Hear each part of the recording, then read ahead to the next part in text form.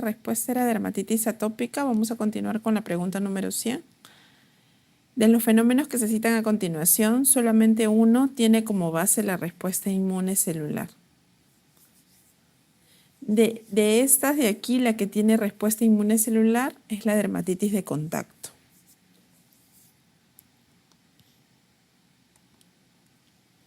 La forma más reconocida de una dermatitis de contacto alérgica, de todas estas que nos presentan aquí, la más frecuente es por plantas o vegetales, ¿ya? Esa es la más frecuente, ya que hay mayor exposición a este tipo de productos. ¿Cuál de los siguientes metales va a ser frecuente causa de dermatitis de contacto? Lo más frecuente que tenemos tanto en las joyas como en los cinturones, en los pantalones, es el níquel, ¿ya? Entonces, la causa de dermatitis de contacto más frecuente es el níquel. Ese es el metal más frecuente, ¿no? Y en el anterior es el por vegetales, el anterior.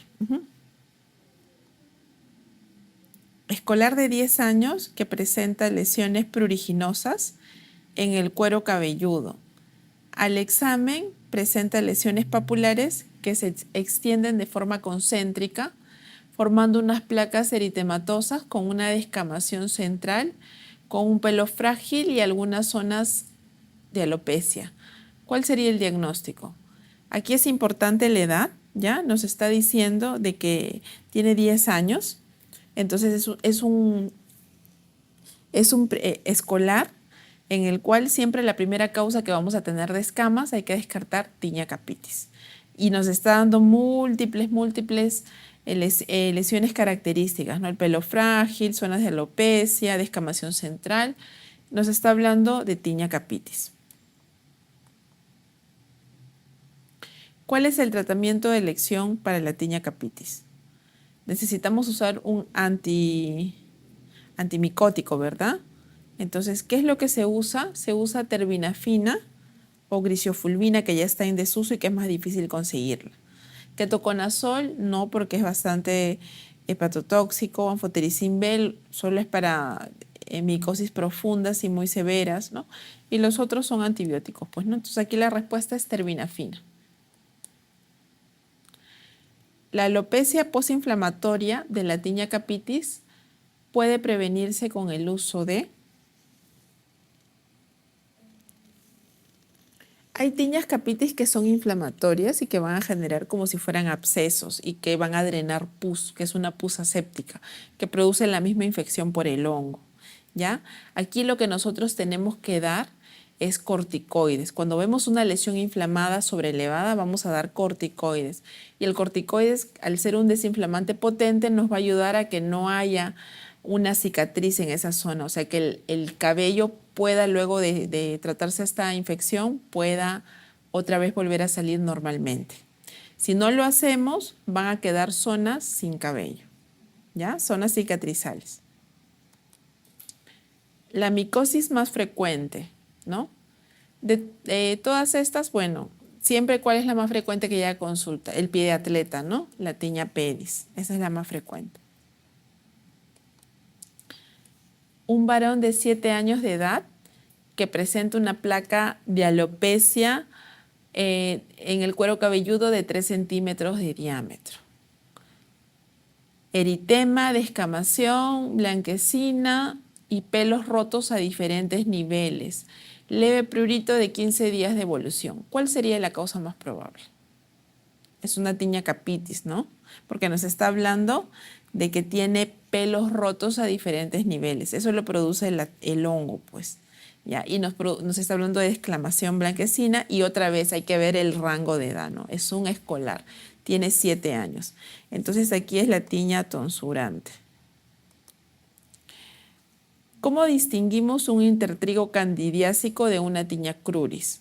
La tinea cruris se va a ver como una placa circinada, unos bordes definidos, una placa eritematosa con unos bordes definidos. Pero el intertrigo candidiásico se da en pliegues también, pero la diferencia va a ser que vamos a tener al fondo de este pliegue va a haber una inflamación, o sea, en todo el pliegue, pero va a haber una grieta al fondo y son características las lesiones satélites, o sea, esas pápulas alrededor de la lesión, ¿ya? Esa es la diferencia de un intertrigo candidiásico. Entonces, en el intertrigo candidiásico tenemos la grieta al fondo del pliegue, posiblemente lesiones satélites en el margen de la lesión. ¿Ya? Entonces la cándida nos da esas lesiones satélites. También igual para recordar, si alguna vez nos preguntan por una candidiasis del área del pañal, pues nos van a describir una placa eritematosa con lesiones satélites, ¿no? En la zona del pañal. ¿Cuál es el diagnóstico más probable ante un deportista moreno de 19 años con pequeñas manchas blancas en pecho y espalda que han aparecido en verano durante un viaje a un país tropical? Por ejemplo, nos está diciendo que es un paciente moreno, ¿no? Entonces, pequeñas manchas blancas. Nos está diciendo que tiene en zonas donde hay bastantes glándulas grasas, ¿no? En el pecho y en la espalda. Y han aparecido en el verano, ¿ya? Por un viaje a un país tropical. Cuando nosotros estamos expuestos a unos climas calientes, vamos a sudar más. ¿Ya? Entonces, ¿qué sucede? Si nosotros sudamos, las zonas afectadas, ¿te acuerdas de la pitiriasis versicolor? ¿Cuáles eran? Eran el tronco y las extremidades. Claro, espalda también, y las extremidades superiores, la zona proximal.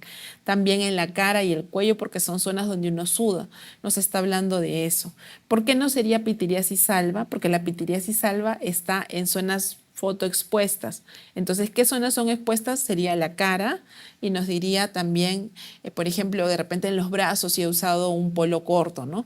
Pero no nos diría que es el tórax, porque por lo general las personas se cubren el tórax, ¿no? Entonces no sería una pitiriasis alba. Y también nos hablaría de que tuviera alguna piel seca. Entonces aquí nos está refiriendo a una pitiriasis versicolor. Porque en este paciente que es moreno se ve como unas pequeñas manchas blancas.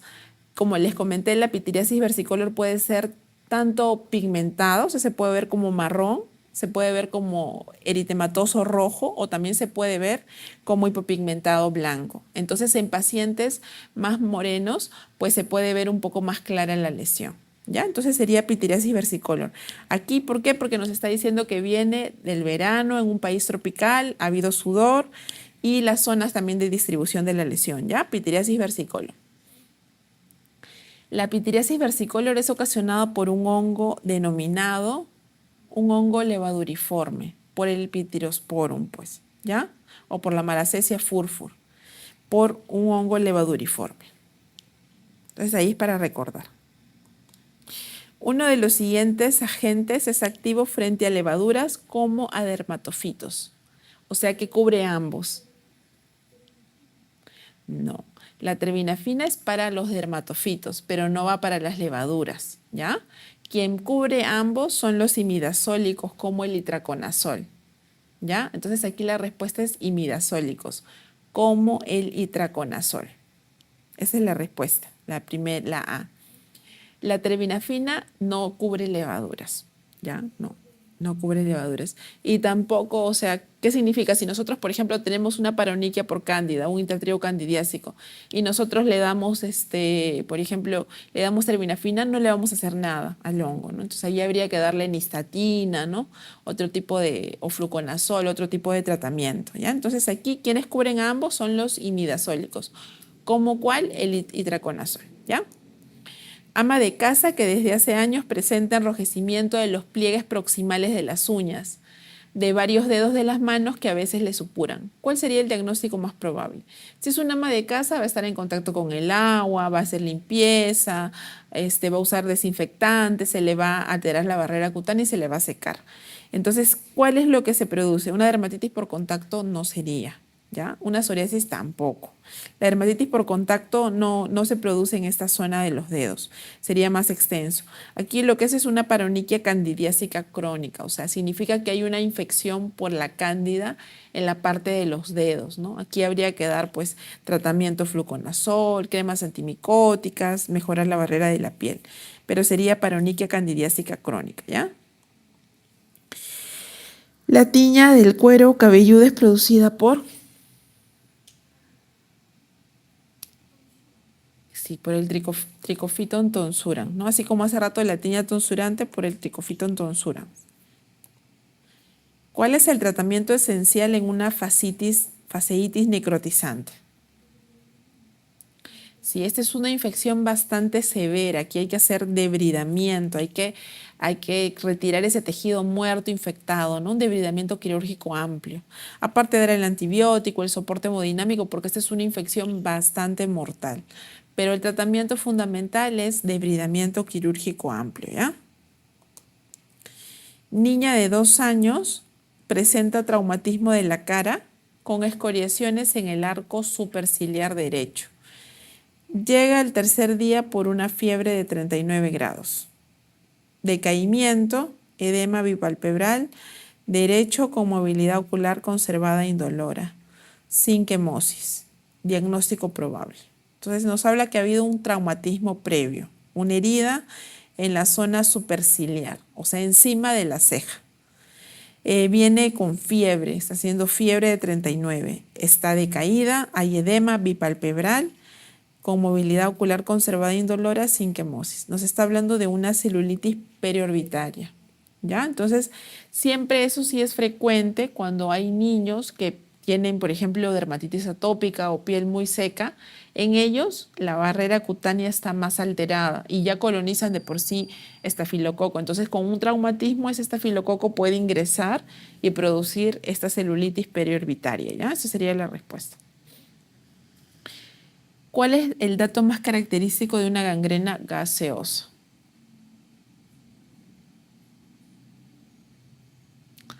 La gangrena gaseosa es una infección también bastante compleja, ¿ya? Aquí va a haber una destrucción, una necrosis muscular extensa, ¿ya? Eso se da en la gangrena gaseosa. Cuando nosotros tocamos vamos a sentir como si fueran unos burbujas ahí sobre la piel, ¿ya? ¿Cuál es el diagnóstico presuntivo frente a un paciente de 8 años de edad que presenta un absceso frío con destrucción de la piel suprayacente y un ganglio cervical ulcerado? ¿Cuál sería el diagnóstico? ¿No? Nos está hablando que tiene un absceso frío, tiene un ganglio cervical ulcerado, o sea, hay una destrucción de la piel cerca al ganglio. Entonces, ¿qué es lo más afectado en nuestro país, ¿no? ¿Qué es lo que nosotros tenemos hasta para exportar? La tuberculosis. Entonces sería una tuberculosis ganglionar, ¿no? Sería una escrófula, ¿no?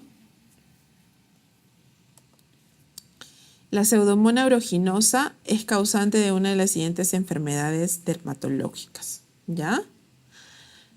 Entonces, la pseudomonas va a causar ¿cuál de los ectimas? El contagioso es el estafilococo, ¿no? No es esa. El ectima gangrenoso sería la pseudomonas. ¿Qué más puede causar la pseudomonas en la piel?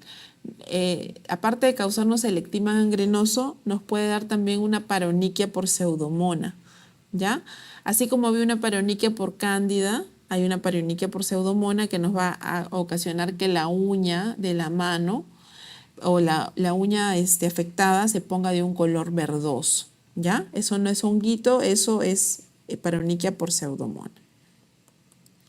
El diagnóstico de un ectima estreptocócico se sospecha si se presenta una o más úlceras induradas principalmente en...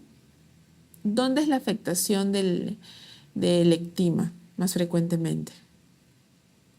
La zona de afectación va a ser en miembros inferiores, ¿no? Porque es una zona bastante expuesta. Entonces, el ectima estreptocócico que se puede dar por un traumatismo, por una mala higiene, es más frecuente en miembros inferiores. ¿Cuál es la característica principal del ectima? Es un proceso que toma tejido conjuntivo laxo, se observan ampollas flácidas y transparentes. No es que toma el tejido conjuntivo laxo, ¿no? Sino que abarca desde el epidermis hasta la dermis. Y no hay ampollas, pues en el ectima es una úlcera más bien, una úlcera profunda, ¿no? Entonces es un cuadro infeccioso que avanza que abarca hasta la dermis. Y aparece una pseudomembrana blanquecina, no aparece. Y puede acompañar enfermedades sistémicas tampoco, ¿ya? Entonces es un cuadro infeccioso que abarca hasta la dermis. Lesión cutánea de 3 centímetros de diámetro en sacabocados, repleta de pus, cubierta de costras amarillentas, bordes definidos y eritematosos. Entonces, Esta úlcera en sacabocados es bien frecuentemente de lo que es, o sea, es una úlcera profunda, significa en sacabocados porque es como que le hubiéramos hecho un huequito, ¿ya? O sea, es como que hubiéramos metido algo así redondo y le hubiéramos hecho un huequito. Eso de ahí es frecuente en el ectima, ¿ya? Entonces el ectima estreptocócico nos puede producir esta úlcera en sacabocados, es característico, ¿ya? Para recordar. El impétigo ampolloso es causado por el estafilococo coagulasa negativo o el estafilococo coagulasa positivo. ¿Cuál de los dos? El que tiene la repercusión para producir este tipo de impétigo ampolloso, de repente si queremos recordar, ¿no? El impétigo ampolloso es un impétigo que produce una ampolla, ¿no? Y queremos relacionarnos, sería el estafilococo coagulasa positivo. Si queremos relacionarlos, entonces el impétigo ampolloso, que es una ampolla con P, sería estafilococcus coagulasa positivo también con P. Lo podemos relacionar ahí para no confundirnos, ¿ya? La P de positivo, la P de ampolloso. Entonces, para no olvidar. Igual todos los impétigos son súper contagiosos, ¿ya? Y en el ampolloso se da, pues, es más característico la ampolla. Aquí costra mielicérica hay muy poco, es una ampolla, pueden ser grandes, pueden ser pequeñas, pero son ampollas, ¿ya? Niño de 9 años de edad que presenta unas lesiones pustulosas superficiales, erosiones y también costras amarillentas. Alrededor de la boca, de las aberturas nasales, ¿qué vamos a pensar? O sea, nos está diciendo que es una lesión periorificial, ¿no? Alrededor de la boca y de la nariz, o sea, de las aperturas nasales. ¿Qué cosas afectan las partes periorificiales y generan estas costras mielicéricas, ¿no? Porque son costras amarillentas o brillantes, que son las costras mielicéricas. Claro, el impétigo contagioso, ¿no? Entonces ahí ni para equivocarnos es el impétigo contagioso. Un cuadro clínico crónico caracterizado por lesiones maculares hipocrómicas de bordes mal definidos de predominio tanto en la cara y las orejas, en los codos, nalgas y rodillas con una hipoestesia de las zonas lesionadas. También va a haber caída del borde lateral de las cejas, los nervios cubitales y peroneo palpables y engrosados, con termoanalgesia en manos y pies. ¿Cuál sería, es característico de qué? ¿Ya? No tiene nada que ver con siringomielia, dermatomiositis, tampoco es el cuadro clínico, una micosis cutánea tampoco. Sífilis secundaria tampoco, ¿ya? La sífilis, cuando nos quieran describir sífilis, siempre nos van a tener que describir unas lesiones papulares, maculares y compromiso de palmas y plantas, ¿no? Eso es característico de la sífilis secundaria. En este caso que nos está hablando, por ejemplo, dice que hay hipoestesia, o sea, digamos que hay una afectación del sistema nervioso, ¿no? Por eso hay hipoestesia, o sea, la parte cutánea está tomada y también hay caída de estos bordes laterales de la ceja. ¿Qué es lo que afecta también al sistema nervioso? Es la lepra, ¿no? La lepra. Entonces aquí sería la respuesta es la lepra. Como dice, termoanalgesia en manos y pies, hipoestesia. Entonces eso es bien característico de la lepra, ¿ya? Ya. Lactante de 11 meses presenta durante 3 días fiebre de 39 grados. Va a ceder espontáneamente presentando luego una erupción máculo-papular rosada, no pruriginosa en tronco, que se extiende en cara y extremidades. ¿Ya? O sea, primero hay fiebre alta y luego baja. Baja la fiebre y comienzan las lesiones rosadas. Entonces, para acordarnos, este tipo, después de que cede la fiebre y son lesiones rosadas, eso de ahí es la rociola, ¿ya? La escarlatina nos van a hablar así como en las primeras preguntas de lesiones descamativas, pliegue de Pastia, ¿no? Y el sarampión nos va a tener que decir de algún enantema, ¿no? Las manchas de Koplik, que ha habido un proceso gripal, conjuntivitis, fiebre alta, ¿no? Entonces aquí la respuesta es rociola. La rubiola se caracteriza por... Hay varios tipos de exantema, ¿ya? Uno de esos es el exantema morbiliforme. La rubiola nos va a dar ese tipo de exantema. Se llama morbiliforme porque va a haber zonas en las cuales van a estar afectadas, o sea, va a haber pápulas o máculas eritematosas y zonas respetadas, o sea, de piel normal. Y la distribución generalmente es cefalocaudal progresiva, o sea, va de arriba hacia abajo. Lo otro que centrípeta, centrífuga, no. ¿Ya? Esta va, la exantema con descamación furfurácea tampoco, ¿ya? Entonces, cefalocaudal. Niño con eczemas, o sea, un niño con dermatitis atópica, presumimos que tiene un cuadro de varicela. En el transcurso de la patología desarrolla una erupción generalizada, tanto de vesículas, pústulas y fiebre. ¿Cómo se llama esta patología?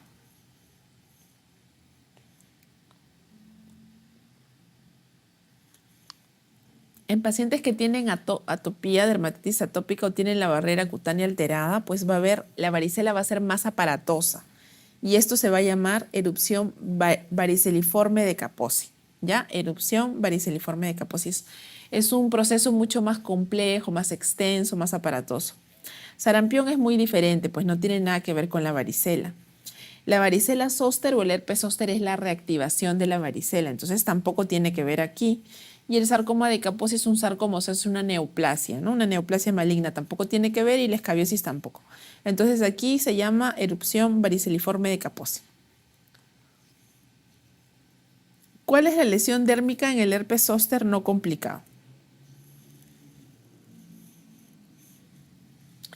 El herpes, así como el herpes simple que sale, las lesiones son vesículas, ¿no? Entonces, aquí es vesícula. En un no complicado, pues van a haber vesículas, ¿ya? Hombre de 65 años que va a presentar un herpes zóster en la cara. ¿En qué casos consultamos al oftalmólogo? ¿Ya? El herpes zóster puede afectar cualquier parte del cuerpo, ¿no? Desde la cabeza hasta los pies. Generalmente va a afectar solo un hemicuerpo, o sea, las metámeras de un hemicuerpo, ¿no? Pero se puede generalizar, también puede presentarse un herpes zóster generalizado, ¿no? Que es más severo. Cuando nosotros tenemos lesiones tanto en la punta y en la punta y al lado de la nariz, o sea, en toda esta zona, significa que ha cogido toda esta parte, pues, ¿no? De la rama del trigémino. Entonces, en ese caso, debemos consultar a un oftalmólogo también. El herpes zóster también puede producir una parálisis facial, ¿ya? Puede producir también una parálisis facial, hay que dar tratamiento pronto. Esta es una de las enfermedades que no debemos dejar pasar, que debemos tratar desde que vemos al paciente. Entonces, como les comentaba también en la mañana, es importante que no tengamos miedo de recetar el aciclovir de 800. ¿En qué casos no debemos usar a la dosis plena? Solo cuando tengan falla renal. Una depuración menos de 15, vamos a hacer la corrección, o sea, si tuvieran una creatinina alterada, ¿no? Pero si no, vamos a darles a todos, si tienen una función renal conservada, aciclovir de 800 cada 4 horas, o sea, 5 veces al día por una semana completa. Y explicarle al paciente que no debería tener lesiones en la parte contralateral o en zonas a distancia, ¿no? Por lo general compromete 2 a 3 metámeras, ¿no? De la zona, o sea, de hematomas, nada más. Pero si ya comienza a salir en otras zonas, pues hay que hospitalizar al paciente para recibir tratamiento endovenoso. Entonces aquí presenta lesiones en la punta y lado de la nariz. ¿Cuál fármaco utiliza de primera elección en el tratamiento de herpes zóster? ¿Corticoides? No. Vidavarina es un antiviral, pero eso no. Aciclovir. Lo que damos es el aciclovir, ¿ya? Si el paciente puede comprar, ayuda bastante dar valaciclovir, porque nos disminuye, digamos, el tiempo de control del virus, ¿ya? Y también nos va a ayudar con la neuralgia posherpética, que es lo más complicado que luego vamos a tratar de ese problema. ¿Ya? Entonces, aciclovir. ¿Cuál es el medicamento de elección para el tratamiento de la dermatitis herpetiforme? Entonces, para dermatitis herpetiforme hay que recordar lesiones vesiculosas en codos y rodillas, ¿no? Y está relacionado también con lo que es la intolerancia al gluten, ¿ya? Entonces, ¿qué tratamiento se le da? Se le da la dapsona. ¿Cuál de estas es dapsona? Es una sulfona, ¿ya? Aquí se indica dapsona, se le da por mucho tiempo la dapsona, que tenemos que tener nada más de cuidado de que el paciente no tenga anemia, ¿ya? Y controlar porque sí puede darnos una anemia. ¿Qué es característico de la dermatitis herpetiforme? La asociación que tiene a una enteropatía por gluten asintomática, ¿no? Entonces, bueno, el gluten está casi en todas las cosas. Ahí tiene que restringir la dieta, pues, que tiene gluten, ¿no? Para mejorar la dermatitis herpetiforme. La lesión histológica más caracterizada del pénfigo vulgar, ¿cuál será? El pénfigo vulgar produce unas ampollas, ¿no?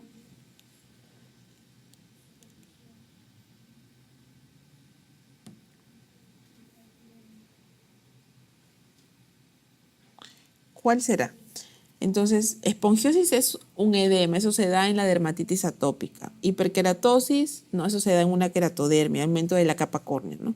La acantosis tampoco, eso también se da por ejemplo, en la acantosis nigricans, ¿no? El aumento de la capa córnea también. Y la acantolisis es el desprendimiento en la epidermis, ¿ya? Ese desprendimiento, por ejemplo, en el pénfigo vulgar vamos a tener un desprendimiento intraepidérmico. Entonces aquí la respuesta de la lesión histológica es la acantolisis. Y esto se da porque hay unos anticuerpos que genera el mismo paciente y que hace que la piel se desprenda, ¿no? Acantolisis es la respuesta. ¿Qué lesión histopatológica causa el pénfigo vulgar en la piel? Ajá, muy bien, causa una ampolla intraepidérmica, hay una acantolisis. ¿De qué enfermedad es característico el signo de Nikolsky? ¿Te acuerdas cómo era el signo de Nikolsky?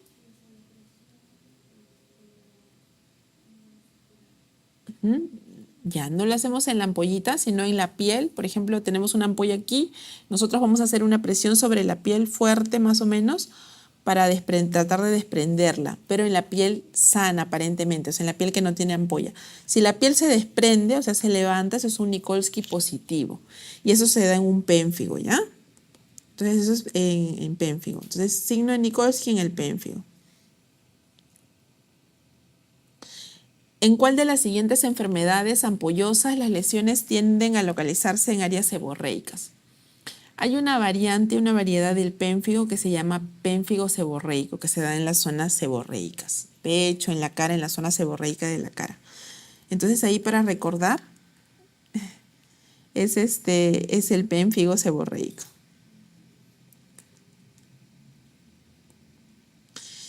¿Qué es el eritema nodoso? ¿Es un nódulo reumático? No. El nódulo reumático aparece, por ejemplo, en un paciente con artritis reumatoide que no está controlado, ¿no? Son como unos nodulitos bajo la piel, más o menos duros. Tampoco tiene que ver con la tuberculosis cutánea, ¿ya? O sea, no es una forma de tuberculosis cutánea. Tampoco es una forma de vasculitis, tampoco es una forma de púrpura. Es una paniculitis por hipersensibilidad. Aquí está comprometido el tejido celular subcutáneo, la parte septal, porque es una paniculitis septal comprometida, ¿ya? Entonces es una paniculitis por hipersensibilidad. En el eritema nodoso, la anatomía patológica se va a caracterizar por diseptal. Ajá. ¿Y quién nos da la paniculitis lobulillar? El otro, ¿no? El otro que es bastante conocido, que también hay que saber, el eritema indurado de Bazán. Entonces, paniculitis lobulillar, eritema indurado de Bazán, que es una forma de tuberculosis cutánea. ¿Ya? Es una tuberculosis cutánea. Da unas ulceraciones, unas lesiones con secreción en los miembros inferiores. Es tuberculosis cutánea y se da tratamiento como para tuberculosis, ¿ya? La lesión histológica del eritema nodoso se caracteriza por...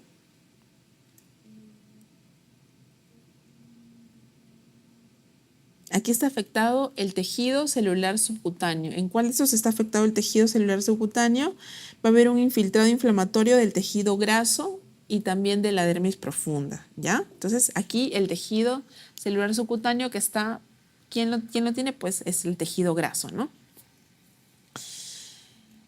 A ver. Es correcta respecto al eritema nodoso. Es más frecuente en varones, puede darse en ambos, ¿ya? ¿Puede afectar la cara? Claro que sí, puede salir en cualquier parte del cuerpo. Que sea más frecuente en miembros inferiores no quiere decir que no pueda dar en otras partes, ¿ya? No es doloroso, sí duele, le molesta mucho al paciente, hay inflamación. Y desaparece dejando cicatriz, Cuando se resuelve no nos va a dejar cicatriz. En la mayoría de casos, si hay una causa aparente, está relacionado con múltiples problemas, infecciones crónicas, problemas metabólicos, enfermedades reumatológicas, pero a veces no encontramos la causa. Hacemos un barrido al paciente, hacemos un escaneo de todo, le pedimos todos los exámenes más frecuentes y no encontramos nada. Puede darse por una hipersensibilidad también, pero no hallamos a veces la causa. Aquí la respuesta es que puede afectar tanto la cara. Ya. El engrosamiento de la piel formando placas con exageración del retículo normal y una pigmentación se llama, claro, cuando nosotros, ¿cómo se engrosa la piel? Cuando nosotros tenemos mucho prurito, mucho rascado, pues vamos a frotar la piel vigorosamente y la piel también va a tratar de defenderse, o sea, de que pueda contener ese estímulo externo, ¿no? Entonces la piel, ¿qué va a hacer? Se va a engrosar y se va a formar ese tipo de, el retículo va a ser más grande y va a haber una pigmentación. Por lo general va a estar oscurita esa zona de la piel, eso se llama liquenificación. ¿Cuál es la lesión típica de la varicela? Igual que en el herpes, la lesión típica es la vesícula, ¿ya? Entonces las enfermedades virales como el herpes, la varicela nos van a generar vesículas. La lesión elemental clásica de la urticaria. En la urticaria nosotros tenemos edema. ¿Cuál de estas lesiones nos producen, o sea, cuál de estas tienen edema? El comedón, no, ¿verdad? Porque eso... La ampolla, la vesícula tienen contenido líquido. No, eso no. La urticaria es un abón, ¿ya? Porque el abón es un edema, es edema ahí en la piel y eso es la urticaria, ¿ya? Entonces la vesícula y la ampolla no lo producen. Aquí la respuesta sería abón. La roncha o abón tiene un contenido sólido, líquido libre, edematoso, cero hemorrágico, quístico. Es edema, ¿no? Entonces es un contenido edematoso. El vitiligo se produce por infección bacteriana, ausencia de melanocitos, alteración de la síntesis de la melanina, alteración de la transferencia de los melanosomas, alteración enzimática. Bueno, el vitiligo tiene múltiples, múltiples causas. Hasta ahorita son varios mecanismos de acción, ¿no? O sea, por alguna razón el cuerpo se desregula y comienzan los melanocitos a extinguirse, por decirlo así. Entonces aquí es ausencia de melanocitos. En referencia al vitiligo es cierto que la lesión elemental es un nódulo hipocrómico. Las lesiones están rodeadas por un halo violáceo. Se asocia frecuentemente a enfermedades autoinmunes. Las lesiones presentan una fina descamación o se transmite con herencia autosómica recesiva. Ya, por lo general el vitiligo son unas manchitas, son unas manchas acrómicas, ¿no? Algunas cuando van saliendo pueden ser hipocrómicas, pero son manchas. Está relacionado, puede salir en todas las partes, en la cara, en las manos, genitales, pliegues, por lo general inicia de repente a veces en genitales, ¿ya? No están rodeadas de ningún tipo de halo y están relacionadas con enfermedades autoinmunes como, por ejemplo, los problemas tiroideos, ¿ya? Los hipotiroidismos autoinmunes, por ejemplo. Entonces la respuesta es la C.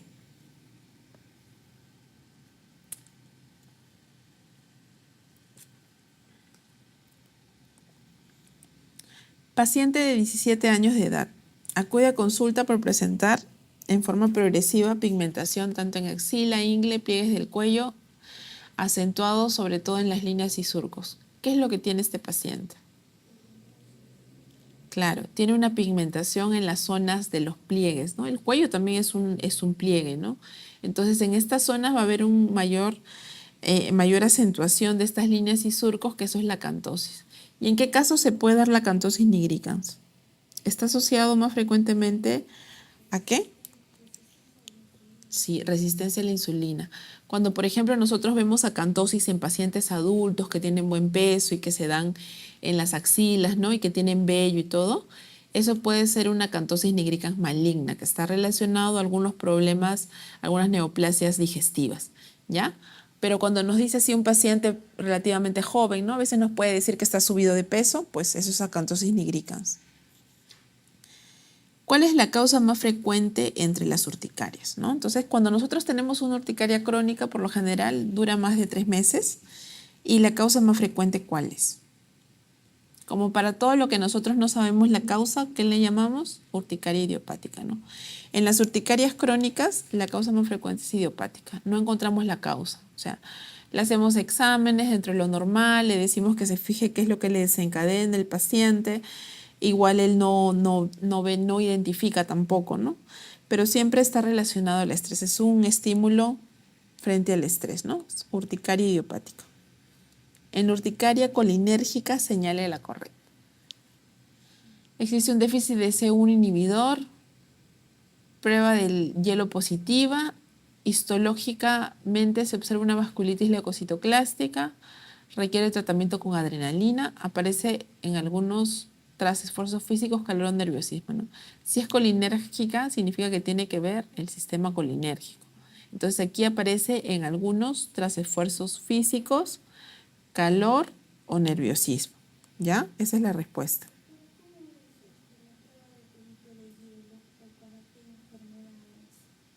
¿Ya? Eso, por ejemplo, no lo usamos. La urticaria acuagénica, que se desencadena, como su nombre dice, por el agua, ¿no? Entonces, el contacto con agua fría después del baño, solo en las duchas. Si es con el agua, pues va a ser en todas sus formas, ¿no? Tanto en el baño, puede ser fría, puede ser caliente, o sea, estás en contacto con el agua, ¿no? Estos pacientes son los que se han sacado la lotería invertida, pues, porque cuando se bañan les sale ronchas. Hay bastantes pacientes que son así. Es un proceso inflamatorio crónico que se asocia con la presencia de pelos en el tejido graso subcutáneo. Tejido graso subcutáneo.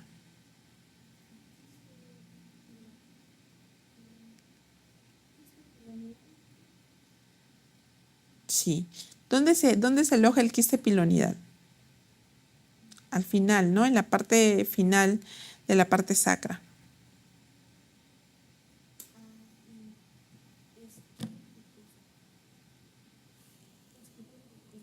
Claro, cuando nosotros tenemos un quiste pilonidal, por lo general, como eso tiene pelitos, tiene contenido de tejido, tejido laxo, todo eso, a veces con el rascado, con la fricción, se infecta a repetición y hace abscesos.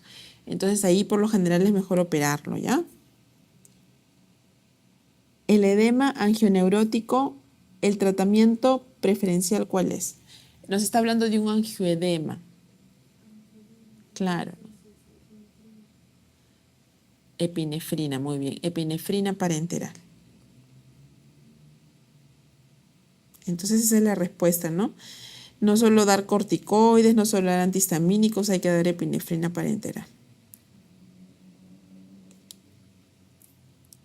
Varón de 20 años que presenta episodios recurrentes de tumoración roja, dolorosa y caliente de la región sacra, al inicio del pliegue interglúteo con una secreción purulenta, que se diagnostica como un quiste pilonidal. ¿Cuál es el tratamiento más recomendado? Sí, hacemos un cortecito para sacar todo el contenido y luego lo cerramos, ¿no? Este quiste pilonidal, si no lo sacamos, va a volver a ser repetidamente, así como dice aquí en la pregunta, infecciones. ¿Cuál de las siguientes condiciones no es una causa de eritrodermia generalizada? Que compromete gran cantidad del cuerpo, ¿no? Sería, a ver, una reacción adversa a medicina sí puede darnos eritrodermia. Hay una psoriasis eritrodérmica también. La micosis fungoide, cuando ya se hace un césari, también de eritrodermia, ¿no? Una dermatitis exfoliativa también de eritrodermia, porque también eso se produce por una reacción a medicinas. En cambio, el lupus discoide, por lo general, está circunscrito, o sea, está localizado. Ese no da eritrodermia, ¿ya? Entonces, esa sería la respuesta.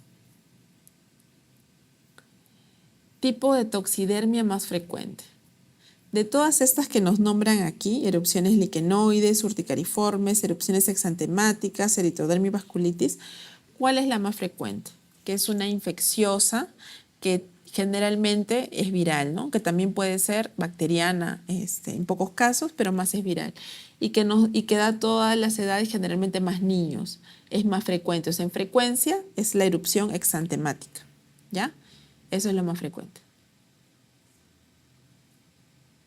O sea, nos da como tipo exantema. Más que liquenoide, más que urticariforme, es la exantemática, ¿ya? El síndrome de Steven-Johnson va a ser la forma grave de ¿qué? Psoriasis no, ¿verdad? Lupus eritematoso tampoco.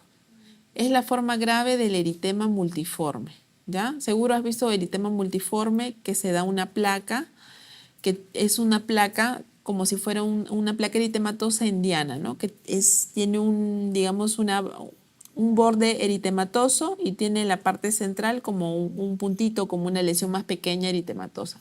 Por eso se llama lesión en diana, ¿ya? Eso es la forma grave de un eritema crónico, de un eritema multiforme, un eritema exudativo multiforme. Con más frecuencia puede desencadenar un brote de eritema multiforme o eritema polimorfo. Ambos es lo mismo, eritema multiforme o polimorfo es la forma de decirlo, ¿no? ¿Qué virus puede desencadenar eso? Está relacionado en más frecuencia por el virus del herpes simple. Cuando hay una reactivación o una infección por el virus del herpes simple nos puede dar el eritema multiforme. La fiebre tifoidea, la pitiriasis rosa de Gilbert, ¿no? Eso no tiene que ver. Tampoco lo otro. Entonces, las lesiones cutáneas típicas en forma de diana son características de...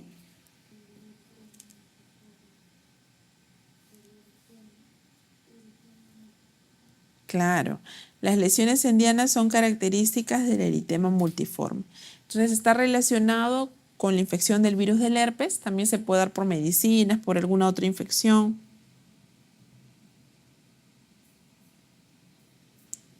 ¿Ya? Eritema multiforme. ¿Qué es el eritema crónico migratorio?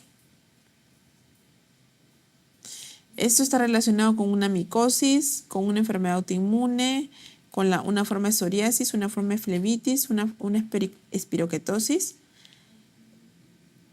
Ya, no tiene nada que ver con los hongos, con la psoriasis. Está relacionado con una espiroqueta, ¿ya? Es una espiroquetosis. O sea, así como dice su nombre, es un eritema crónico migratorio, ¿no? Que va cambiando de lugar.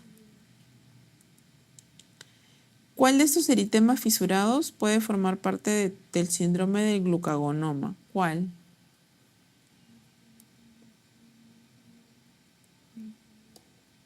¿Ya? Ese está relacionado, bueno, este tipo de manifestaciones de glucagonoma primero es una neoplasia bastante infrecuente, ¿no? No la vamos a ver mucho. Y también su complicación o su eritema fisurado en piel también lo vamos a ver poco. Entonces esto más que todo es para recordar que el eritema necrolítico migratorio está relacionado con el glucagonoma, ¿no? No es frecuente tampoco, o sea, como no es una enfermedad frecuente, es poco verlo, ¿no? Más lo vemos en reporte, hay pocos casos reportados.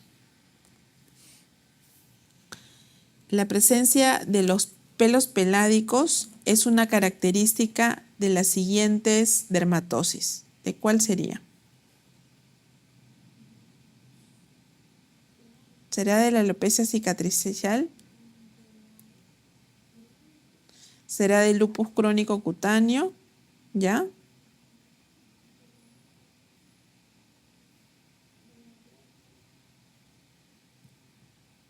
Los pelos peládicos van a estar presentes en la alopecia areata, ¿ya? Cuando es una alopecia cicatricial, pues así como su nombre dice, nos va a ir dejando cicatrices.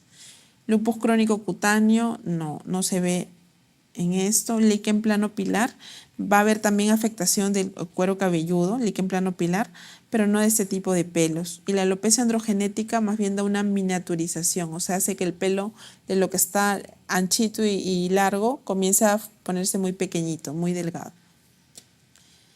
Ya, por ejemplo, esta pregunta ya la habíamos revisado algo similar hace rato, ¿no? Entonces, la necrobiosis lipoídica se asocia preferentemente ¿a qué?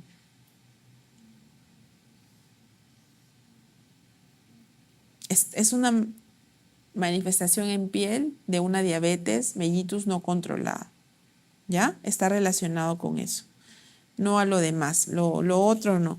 Por ejemplo, la xantomatosis, los xantomas en cara, ¿no? Eso está relacionado con la hiperlipidemia, ¿ya? La micosis fungoide pues da otro tipo de lesión, ¿no? Da mayormente las placas escamosas. La localización más común de las lesiones de necrobiosis lipoídica, ¿ya? ¿Cómo eran? Eran unas lesiones amarillentas, con centro atrófico, en las piernas, ¿no? Entonces es más frecuente en las piernas, en la superficie anterior de las piernas. Ahí es más frecuente, ¿ya? Preguntado nada. A ver, han preguntado algo. Aviador.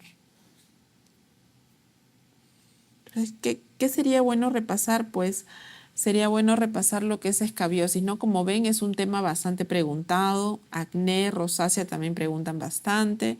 Las infecciones, las infecciones exantemáticas, eso también preguntan bastante. Lo que son las dermatofitosis también lo preguntan, ¿no? Eso es importante. Erupciones en recién nacido, hay una o dos preguntas, ¿no? Que han hecho. ¿Qué más? Más que todo son preguntas bastante típicas, ¿no? O sea, repiten como que la pregunta te la cambian, así que hay que saber cómo enfocan su pregunta. Siempre ver la edad, ¿ya? Y la dermatitis atópica, pues que de cajón les van a preguntar, siempre preguntan, ¿no? Entonces, en niños pequeños, o sea, en lactantes menores, solo las partes flexoras, ¿ya? Porque el niño no se puede rascar, o sea, las partes extensoras, porque el niño no se rasca. Y en la cara, en las mejillas, por la parte del medio, que es, como te digo, no, porque hay muchas glándulas grasas en esa zona. Entonces es como que protege la parte de la cara, ¿ya? ¿Y qué más? Cuando el niño ya va creciendo, cuando es un niño preescolar o escolar, y el niño se va a rascar, entonces se va a friccionar, se va a frotar la parte de los pliegues, ¿no? Se va a frotar el pliegue del codo, el pliegue de la rodilla, el cuello, la cara, y va a tener mayor extensión de las lesiones, ¿no? Cuando es más grande. En caso, por ejemplo, ¿qué más? En jóvenes, adolescentes o adultos jóvenes, la zona más afectada en la dermatitis atópica no va a ser eso, no va a ser pliegues y eso. Va a estar más afectado la mano, porque la mano es la zona que nosotros estamos más en contacto con detergentes, con el medio ambiente, con el polvo y todo. Dime.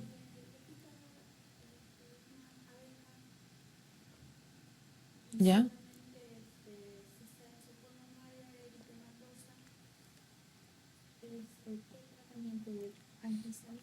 Sí, antihistamínicos y podemos dejar un corticoide también. ¿Ya? Un corticoide tópico y vamos evaluando la respuesta, ¿no? Porque igual como es un trauma, o sea, es una rotura de la barrera de la piel, hay personas que tienen la piel bastante sensible y se les coloniza o se les mete alguna bacteria, ¿no? Entonces hay que evaluar también si no se sobreinfecta. Pero normalmente si es solo una picadura y es solo una, pues solo damos antihistamínico, ¿no? Vía oral y una cremita de corticoide, ¿no? Para disminuir la inflamación. En caso fuera, por ejemplo, múltiples picaduras de abeja, porque eso también ha pasado, el paciente tiene riesgo de hacer un shock anafiláctico. Ha pasado, el paciente se desvanece ya por la cantidad de toxinas que tiene, pues, ¿no? Las picaduras. Entonces ahí trataríamos igual que un angioedema, ¿no? Daríamos corticoide endovenoso, antihistamínico, daríamos hasta adrenalina, viendo cómo va evolucionando el paciente, ¿ya? Pero sí, eso también es frecuente. Y si es algo así simple, no, solo antihistamínico y cremita. Igual que como si fuera un prurigo, ¿no? Lo mismo, igualito. Ujú. Y para ver escabiosis, ya, igual. Si es un lactante pequeño, o sea, menos de 2 años, palmas y plantas. Si es una persona mayor, un escolar, un preescolar, igual que un adulto, va a ir teniendo lesiones en la parte de los pliegues, ¿no? Hay que ver pliegues alrededor del ombligo, hay que ver genitales, hay que ver la parte del cinturón, ¿no? En esa zona, hay que ver manos también, pliegues interdigitales. Siempre hay que ver eso, hay que revisar todo el cuerpo, ¿no? ¿Y qué más? Dime. En el Nikolsky, pues, en el pénfigo va a tener un Nikolsky positivo. Claro, ¿por qué?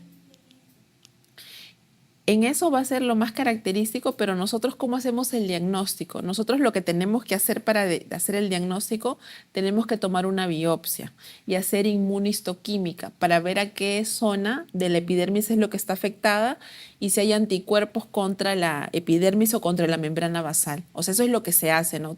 Es lo que deberíamos hacer todos cuando vemos un pénfigo, ¿me entiendes? Pero sino que por costos no se realiza, pero es lo que se debería hacer, ¿no? O sea, clínicamente lo podemos, digamos, diferenciar así.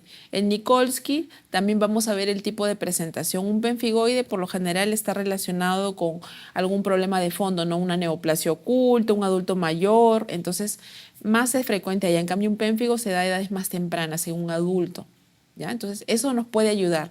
Pero lo que deberíamos hacer, o sea, lo adecuado sería tomar una biopsia y hacer inmunistoquímica para verle esa membrana basal, si tiene anticuerpos o no, y a qué nivel es lo que es la afectación, ¿no? Si tiene anticuerpos IgG o es IgA, es un pénfigo IgA lineal, o sea, el complemento está afectado o no está afectado, o sea, todo eso se debería hacer, pero en costos es bastante amplio, ¿no? Y por ejemplo, no, los hospitales, o sea, son muy poquitos los que lo tienen y más le mandamos al paciente que lo haga, entonces el paciente a veces no tiene 1.000, 1.500 soles para pagar esa inmunistoquímica, ¿no? Entonces hacemos el diagnóstico clínico, ¿no?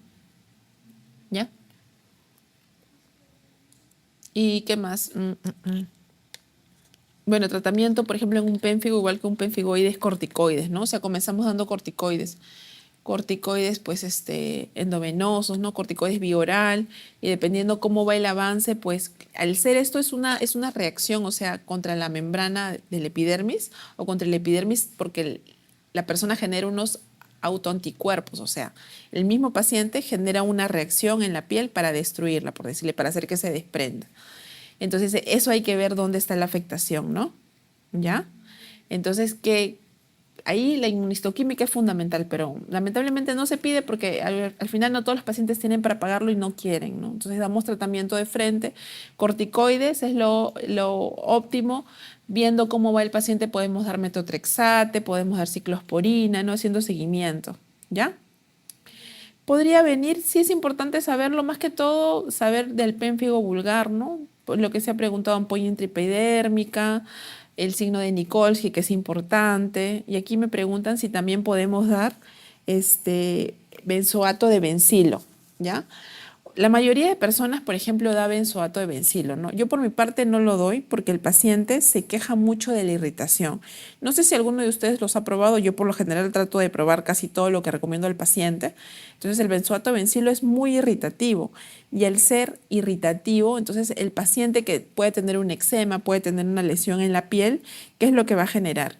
Pues va a generar mayor incomodidad en el paciente, ¿no? Y la cantidad de aplicaciones para el benzoato de bencilo tienen que ser múltiples, no es como la permetrina que le aplicamos una y a los 8 días pues aplicamos otra vez, eso no sucede. Entonces yo por mi parte les recomiendo no dar, por ejemplo, no dar benzoato de bencilo, ¿no? La permetrina no cuesta mucho, hay en genérico que está 15 soles, un tubo de 60 gramos, ¿no? En un hospital. Entonces, ¿cómo se llama? Dar permetrina. ¿Y en qué casos damos ivermectina? Bueno, yo les diría que los demos en un paciente que tiene muchas lesiones en piel, eczemas, ¿no? El paciente que ya está eczematizado, está liquenificado, que tiene una impetiginización encima, pues imagínense esa piel que ya está inflamada, nosotros aplicamos la permetrina, pues vamos a generar mayor incomodidad todavía al paciente. Yo les recomiendo que en ese caso sí dieran ivermectina, ¿no? Que es una gota por kilo de peso, máximo como si fueran 100 gotas por dosis, ¿ya? O sea, si el paciente tiene más peso de eso, no, damos 100 gotas.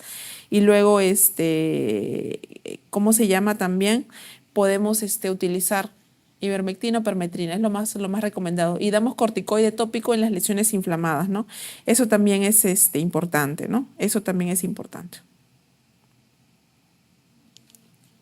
¿Qué más? El eritema multiforme generalmente está asociado, es una reacción en la piel por una infección de fondo. No está relacionado más con el virus del herpes, pero puede darse por parásitos, también puede darse por infecciones bacterianas, ¿no? Eso es frecuente, ¿no? Pero más está relacionado, o sea, en la cantidad de casos que han estudiado, en la mayoría de estudios, es virus del herpes, ¿ya? ¿Y qué más deberían repasar? Acné rosácea, ¿no? Acné rosácea, las niñas. ¿Qué más? A ver, vamos a ver, ¿qué más? ¿Qué otra cosa es frecuente la pediculosis también, pero escabiosis, dermatitis atópica y las infecciones son una digamos, de las cosas más preguntadas, ¿no? Ah, también los tumores, ¿no? O sea, para poder, si tenemos alguna, por ejemplo, alguna duda o a veces algo no nos queda claro, los carcinomas epidermoides generalmente nos van a presentar en las zonas más fotoexpuestas, ¿no? O sea, por ejemplo, el labio es una zona de versión, ¿no? El labio inferior va a estar comprometido. Entonces, y es una zona para acordarnos. No puede salir en toda la parte fotoexpuesta, claro, no puede salir en orejas, en cara, no. Pero nos presentan por qué el labio, por la queilitis actínica, que es un daño crónico de la piel, del labio, que si nosotros no lo tratamos, 10% más o menos puede desencadenar un carcinoma epidermoide. También el carcinoma epidermoide está relacionado con traumatismos prolongados y frecuentes, ¿no? O sea, cicatrices amplias, ¿no? O sea, como les comentaba, úlceras crónicas, quemaduras extensas, ¿no? Eso también puede desarrollar con el tiempo un carcinoma epidermoide. Y también la infección por el virus del VPH, ¿ya?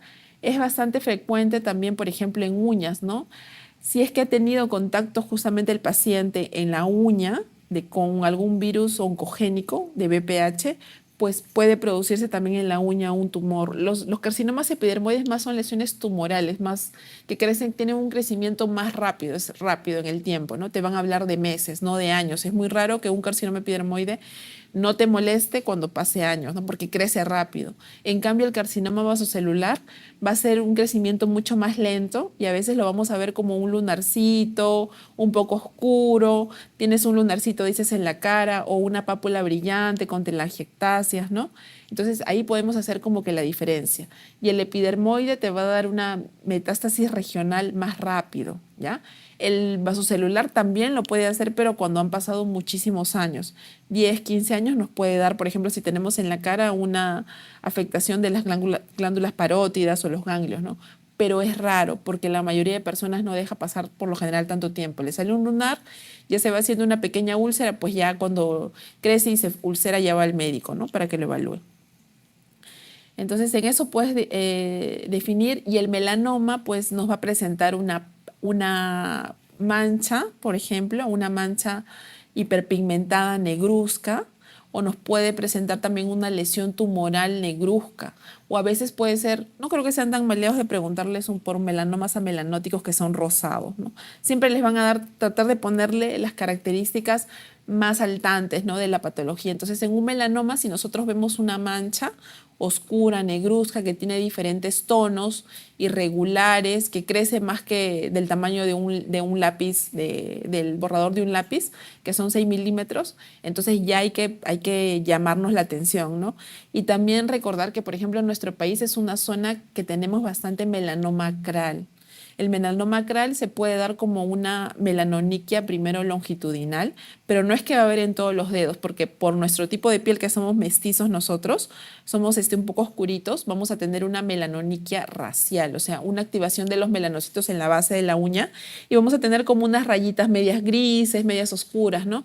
Entonces, si tenemos en varias zonas, pues eso puede ser por nuestra raza. ¿Ya? Eso no es un melanoma, pero si nosotros vemos una raya longitudinalmente hiperpigmentada, negruzca, que nosotros le hacemos el control a los 2, 3 meses y va creciendo, pues primero hay que siempre llamarnos la atención de que sea un melanoma acral y hay que tomar una biopsia de la base, ¿no? Base de la uña, o sea, de la parte proximal porque a veces se deja pasar mucho tiempo y ya la mayoría de casos de melanoma acral, cuando nosotros lo vemos, el paciente dice viene por hongos y viene con unas lesiones muy, muy, muy aparatosas, ¿no? Y ya el pronóstico ahí es terrible, pues, ¿no? ¿Qué más? Nada más eso, creo. ¿Qué otra cosa más? Y los tratamientos de acné, ¿no? Entonces, si es un tratamiento, si nos pone una lesión con comedones, damos retinoides tópicos, adapaleno, de repente, si es que manejan literatura un poco más antigua, tretinoína, ácido retinoico, ¿no? Pero ahí damos retinoides tópicos. Si nosotros tenemos lesiones inflamatorias, ¿no? O sea, aparte, el comedón es una lesión inflamatoria también. Si tenemos comedones, pápulas y pústulas, bueno, ahí digamos, lo histórico de las preguntas del examen de residentado, pues siempre dan como alternativas dar antibióticos sistémicos, ¿no? Entonces, ¿cuál es la elección? Pues dar tetraciclinas. ¿Cuál es? Doxiciclina o minociclina, ¿no? Entonces, si nos dan doxiciclina, pues eso vamos a marcar. Y si el paciente fuera alérgico, una segunda opción sería dar acitromicina, ¿ya? Acitromicina también se puede dar en un acné, porque netamente el antibiótico cumple una función antiinflamatoria del folículo sebáceo, ¿ya? Del folículo piloso, o sea, esa es su función. Y si fuera algo más aparatoso, o sea, nódulos y quistes, ¿qué daríamos? Claro, daríamos isotretinoína para lo que es el examen. O sea, hay que recordarnos que daríamos isotretinoína. Entonces, ese es el ácido 13-cisretinoico. Entonces, ya sabemos, eso es lo que daríamos, sería la escala, ¿no? Pero nos pueden preguntar, por ejemplo, si hubiera un acné neonatal, ¿qué nosotros damos a un recién nacido, no? No le vamos a dar un retinoide porque la barrera es muy delgada, ¿no? No podemos dar tampoco, ¿desde qué edad se dan las tetraciclinas? Por ejemplo, la doxiciclina la damos a partir de los 8 años, no podemos darla antes de eso. Entonces, ¿qué más? Menos la isotretinoína a un bebé tampoco se lo vamos a dar cuando tiene pocas lesiones, ¿no? Ahí utilizaríamos clindamicina tópica, que sería lo mismo que daríamos a una gestante, ¿no? Clindamicina al 1% en gel, tanto a un lactante, o sea, a un bebé pequeño, como también a una embarazada, ¿no? Y mejorar, pues, los estilos de vida, ¿no? Porque hay que recordar que el acné tiene que ver con la resistencia a la insulina, con el hiperandrogenismo, problemas de tiroides, mala alimentación, mal sueño, todo eso hace que nosotros tengamos acné. O sea, todo eso influye, ¿ya? ¿Y qué más? ¿Alguna otra duda, otra pregunta?